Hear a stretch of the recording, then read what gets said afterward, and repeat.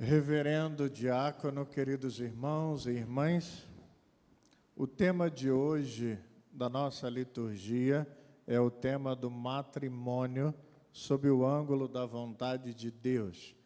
Mas o que se questiona sobre o matrimônio hoje é a indissolubilidade.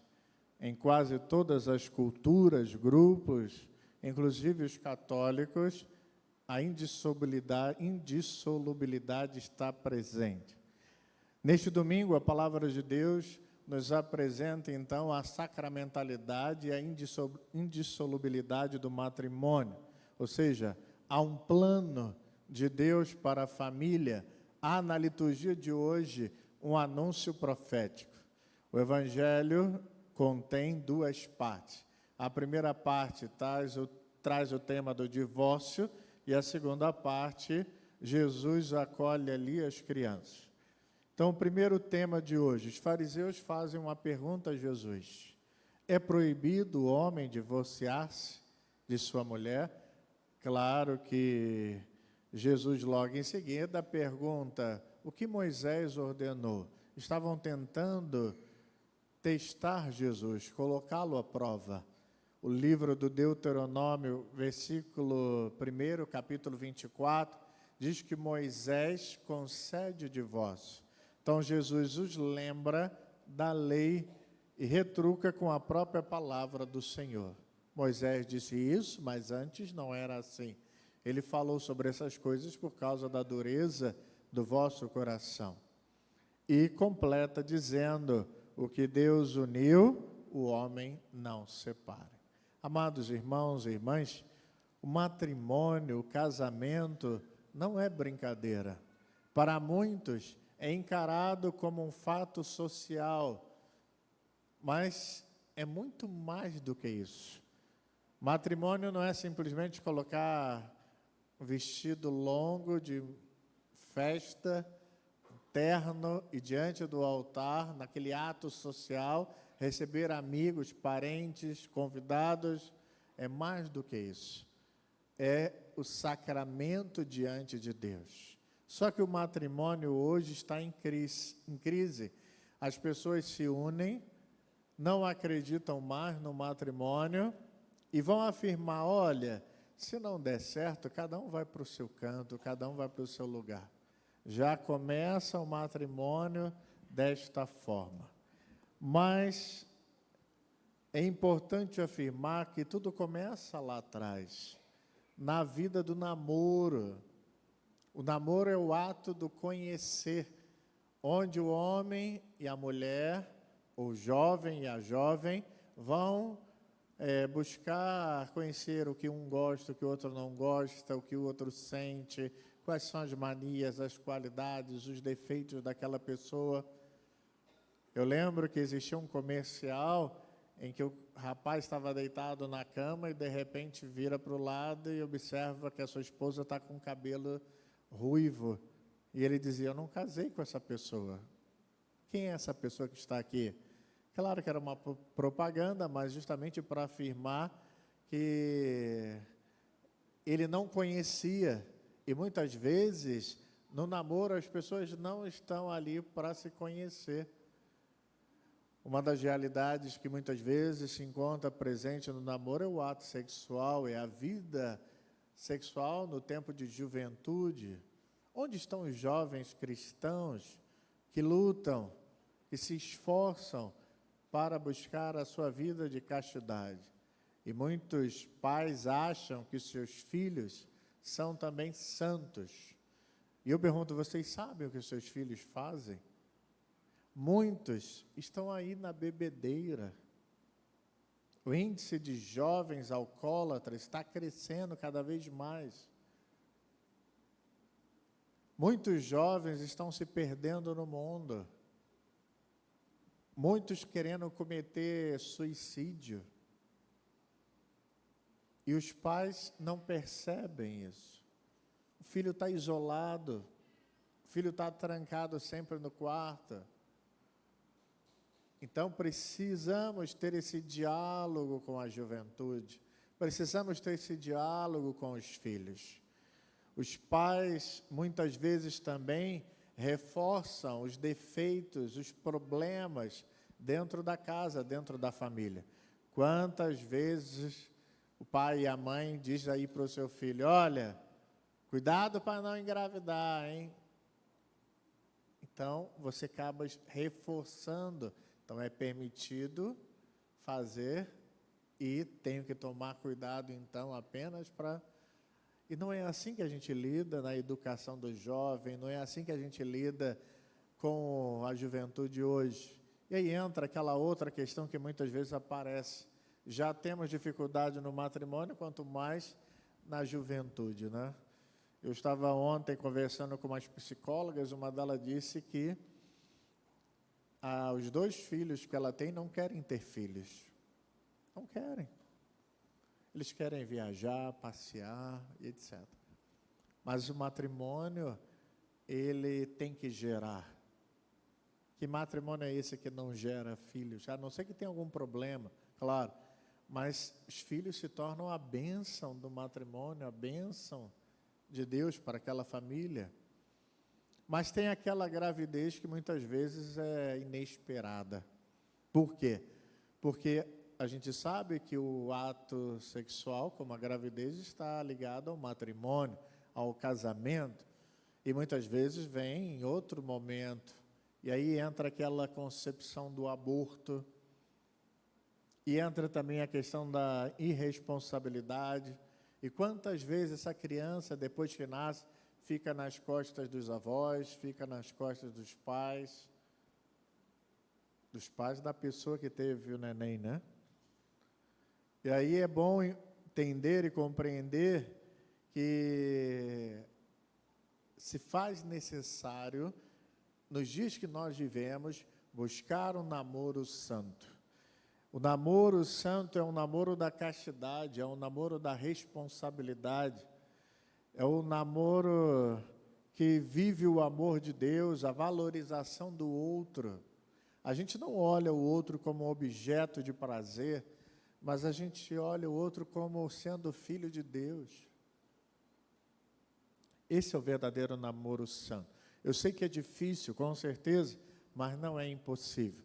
Até porque vivemos num mundo em que a promiscuidade e as relações estão aí. A gente liga a televisão, tem lá na televisão, liga a internet, está lá, recebe no celular, conversa com os amigos jocosamente sobre essas coisas, e assim a gente vai vivendo nesse mundo da promiscuidade. Digo isso porque muitas vezes aquilo que vivemos no namoro a gente leva para o matrimônio. Eu lembro quando eu estava no seminário, os padres diziam assim, aquilo que você é como seminarista, você vai ser como padre. A não ser que você tenha uma mudança radical na sua vida, transformadora. Mas se você for um seminarista de oração, será um padre de oração. Se você for um seminarista obediente, será um padre obediente. Se você for um seminarista cheio de caridade, amor, e seja fraterno também, será como padre. Mas assim também é o namoro. Se o seu namoro tiver ali dentro uma traição, e você vive isso, carregará para o matrimônio. Se o seu namoro tem desrespeito, você vai carregar isso para o seu matrimônio. Se o seu namoro tiver repleto de promiscuidade, você vai carregar isso para o matrimônio. Se seu namoro for um namoro infiel, você vai carregar isso também para o matrimônio. E tantas outras coisas que poderíamos dizer isso aqui. Digo isso porque não enxergamos, muitas vezes, a luta interior do cristão. Onde estão os jovens santos, os casais santos da igreja, que lutam para viver a sua castidade?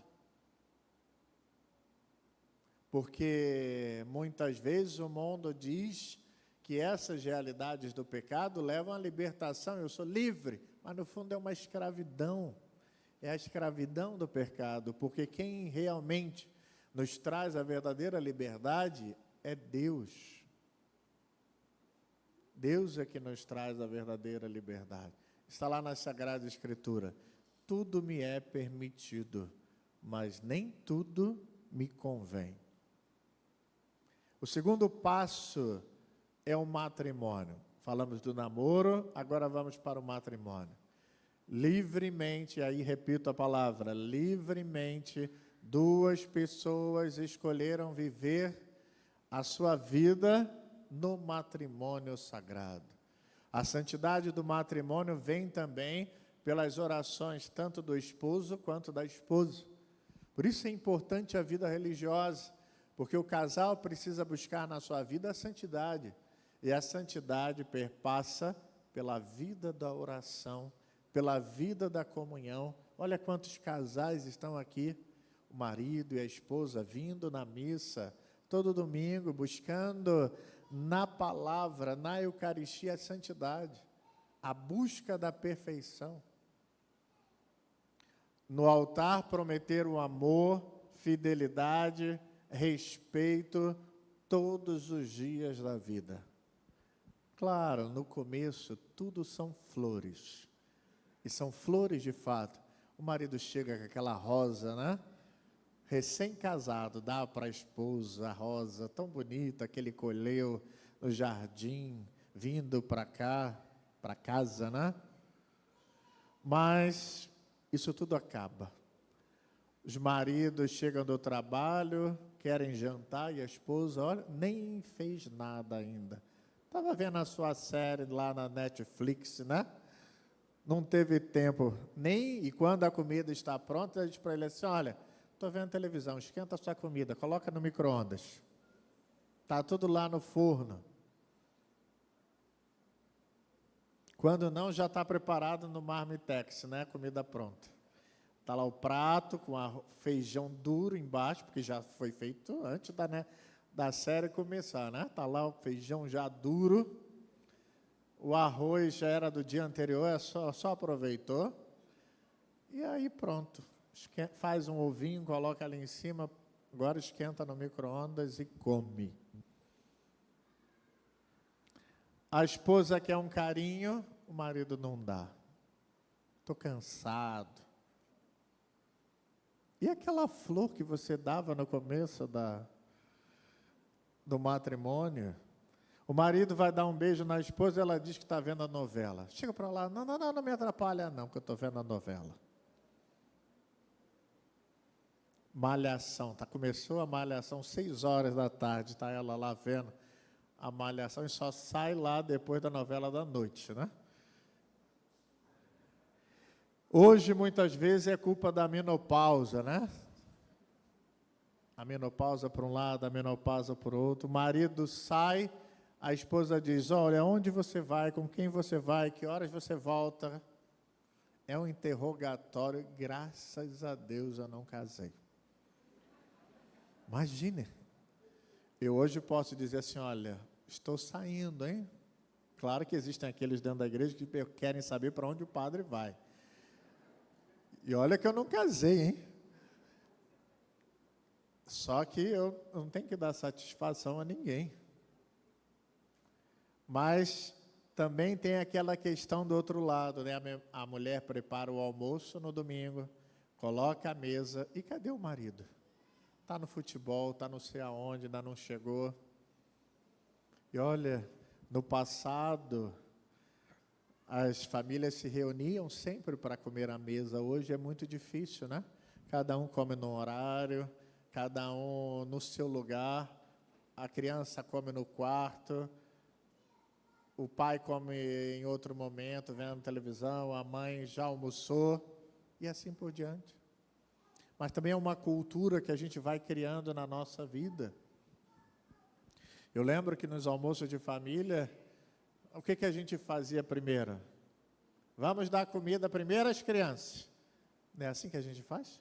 Depois a gente come. Olha, já começa errado. Vamos todo mundo sentar à mesa e comer. Por que não? Então nós vamos também disseminando um pouco desse erro que muitas vezes vamos criando dentro da nossa vida. Por isso, pais devem buscar almoçar com os seus filhos. estar ali naquele compromisso. No fim, já se esqueceram o que prometeram.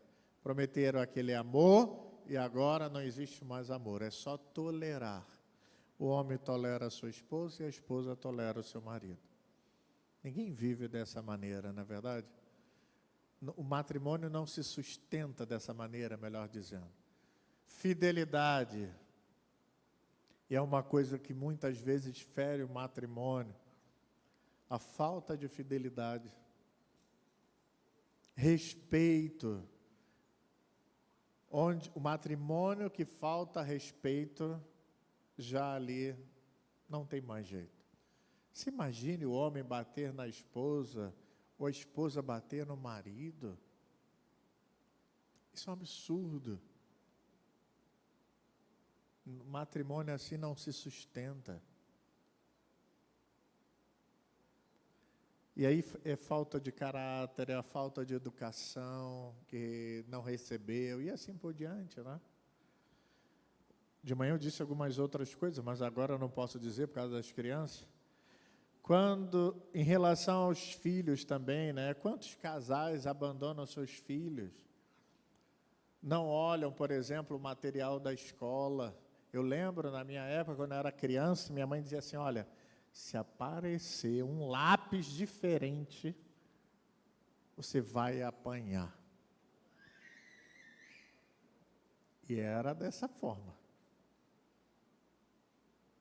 Hoje você não olha a mochila do seu filho, ali tem um lápis diferente, uma borracha diferente, um brinquedo diferente, uma droga diferente, e tudo que você possa encontrar. Por quê? Porque a gente não tem aquele olhar. A gente acha muitas vezes que a educação tem que ser dada na escola. A escola vai falar sobre o português, sobre a matemática, sobre a ciência, mas a educação pessoal quem dá é você. A educação paterna, materna, ela é fundamental.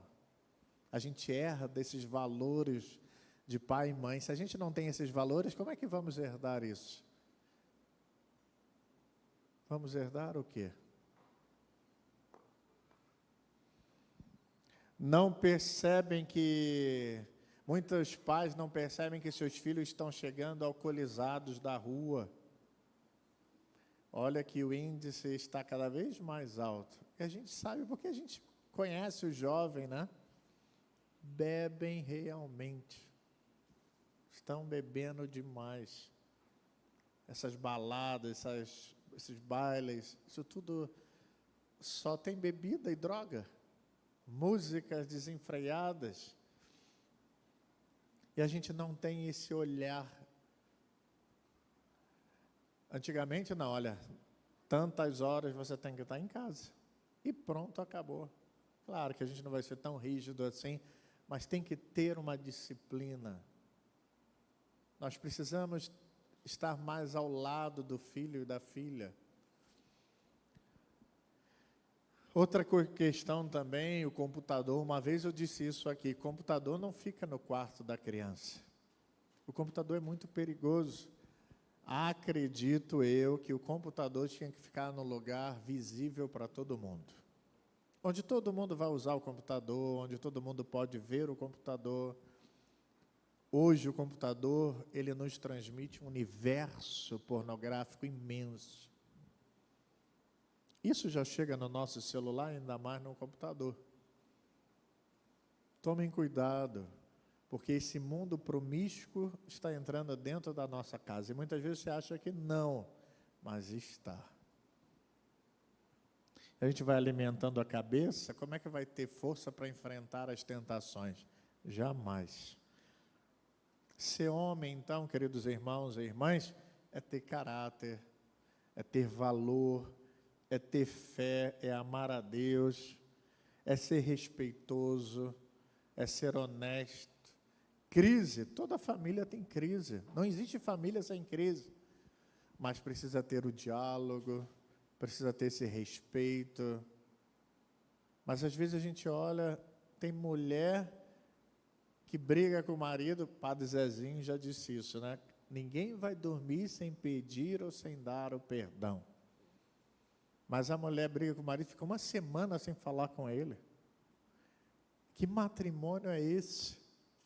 Que palavra de Deus é essa que nós estamos vivendo? Nós estamos vivendo a palavra de Deus.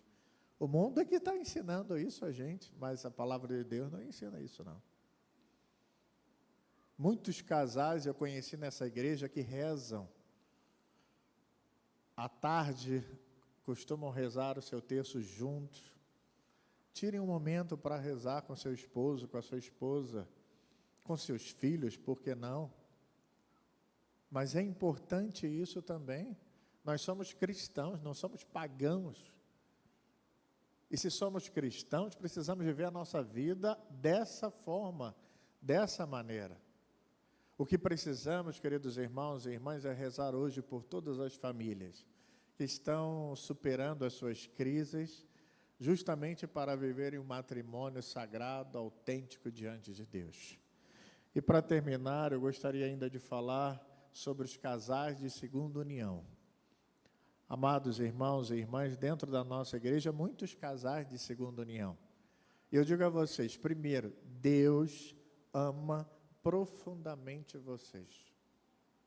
Segundo, a igreja ama profundamente vocês.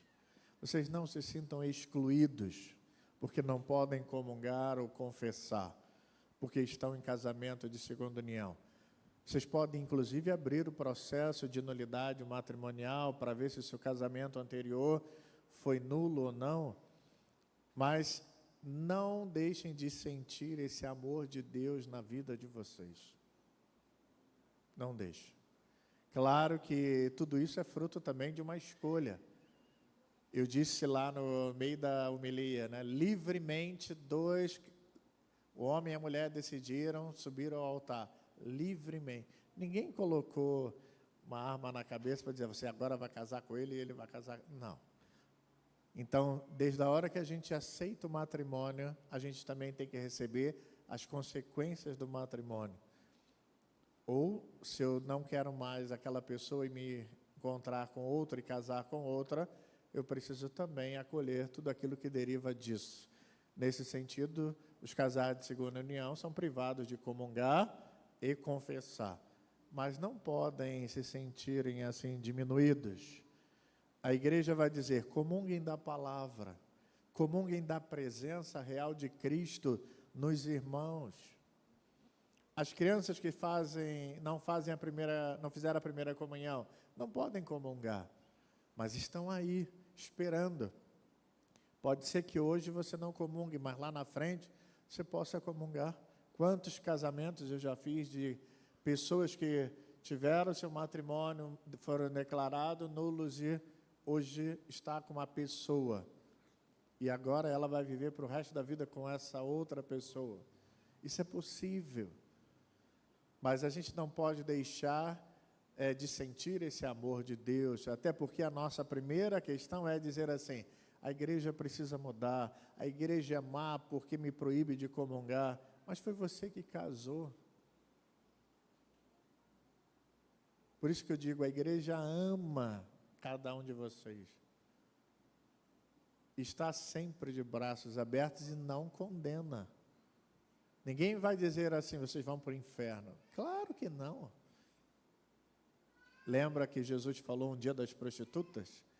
As prostitutas vos precederão no reino dos céus. Isso é forte.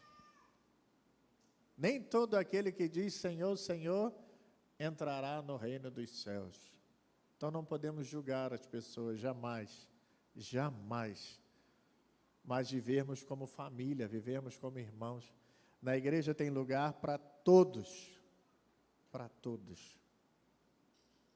Porque a igreja é mãe e ama infinitamente a todos. Por isso, vamos hoje rezar por todas as famílias da nossa paróquia.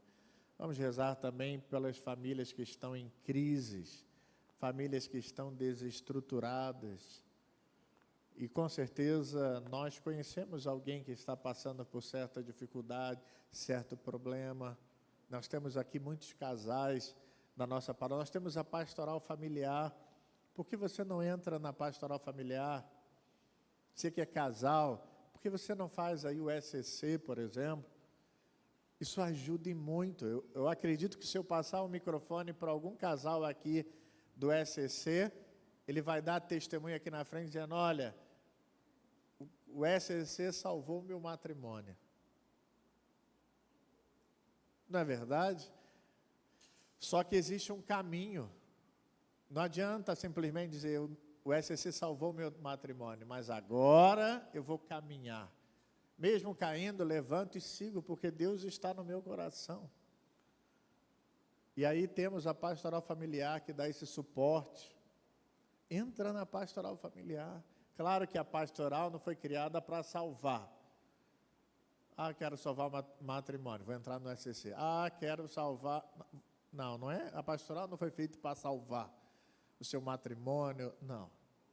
Ela veio para dar o suporte a você.